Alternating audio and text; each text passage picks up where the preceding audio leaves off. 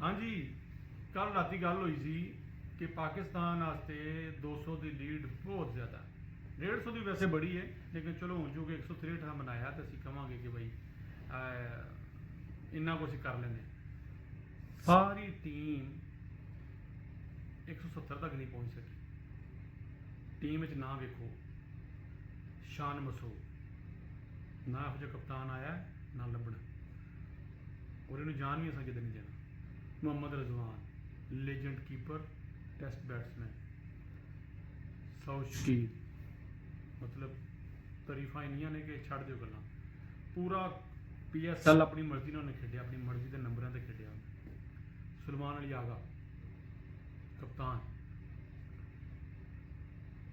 उस तो बाद दो बच्चे उन्होंने तो बेचारे की कहना, तो फिर खेड गए। उन्होंने फिर अपना आपको दसिया। इमाम उल हक पहली इनिंग खेड के दूजे फिर फ्लॉप हो। बांग्लादेश, ये कोई शक नहीं कि बांग्लादेश अपने जिथे अपने होम ग्राउंड खेडती है उत्थे बड़ी भारा है, सही खेडती है, लेकिन वो चंगा खेडती है या असी बहुत बुरा खेडने।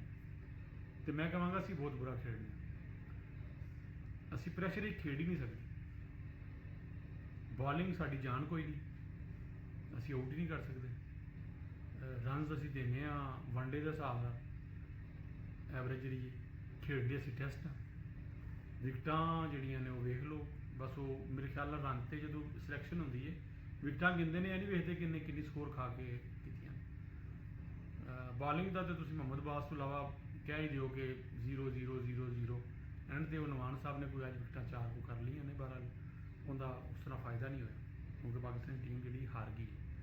बैटिंग क्लिक नहीं की जी। कल सलमान अली आगा साहब कह रहे थे कि 270 रन होए तो असीं आराम नाल जो है ना जित जाएंगे, असीं तो कर लांगे। जरूरत इस समझ दी है कि जोड़ा बंदा जिथे फिट है उन्होंने होना चाहिए। तुसीं फिर मैनूं गल दसो कि कप्तान होना चाहिए। क्या कप्तान नूं खेडण वास्ते सिर्फ अंग्रेजी होना जरूरी है या बल्ले नाल रन्स भी करने हैं? तुहाडा प्रीमियर होना जरूरी है या विकटां भी लैणियां ने? तुहाडी सोशल मीडिया ते सिर्फ जिहड़ियां पुरानियां फिल्मां ने जिहड़ियां तुहां कोल 2-4 विकटां ले लईयां ने वो चलनियां जरूरी ने, या जिहड़े अग्गों मैच आने उन्हां च भी कोई कारकरदगी दिखानी? ये कोई पहली बार तो नहीं हो रहा ना, ये हर दूसरे दिन होता है। किधरे असीं एक मैच जित जाने फिर असीं कहने तुम जीतो या हारो हमें तुमसे प्यार है। हर TV चैनल ते असीं इन्हां दी इन्नी मशहूरी करने पता नहीं की जित गए, वो फिर दोबारा वापस हो जाते, पिछली हार भुल जाते हैं, गलतियां भुल जाते कि की करते आए हैं।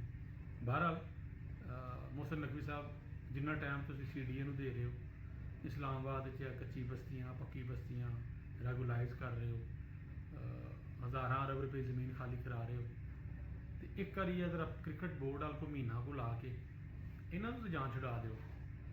ये जोड़े कई सालों तो प्रीमियर भी ने तो करते भी कुछ नहीं, और पाकिस्तान की क्रिकेट दिन ब दिन थले जाई जा रही। सारे काम PSL तो नहीं करने, इंटरनेशनल भी खेडनी है, उत्थे भी जाके मैच जितने।